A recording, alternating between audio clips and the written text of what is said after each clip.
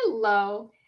This is Module 5, and this week it's all about music and movement. So let me pull up my screen here. There we go. Okay. And, really, you're going to look at the theoretical foundations of musical development and some developmentally appropriate music and movement activities for your classrooms. You're going to read chapter 4 in the textbook, and then I have lots and lots of supplemental resources down here from music and movement activities and some examples. And I want you to pay particular attention to the three stages of musical development. You have inactive, which is very early on. This is very young children, and you've ever seen a 1-year old standing there? They can barely stand on their own, but they hear music and they start rocking back and forth. The child that's doing eensy weensy spider with their fingers, that's inactive.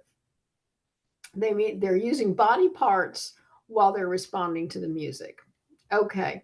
Then you get to the iconic stage, and that's a little bit older. That's really in the pre-K and later late inactive, early pre-K stage of musical development. That's where you use an icon, a physical item to respond to the music. For instance, you look at a preschool class and they've made shakers, and then they're singing a song and they're shaking their shakers back and forth. That's the iconic stage, the icon. They use a physical object to respond to the music along with body movement.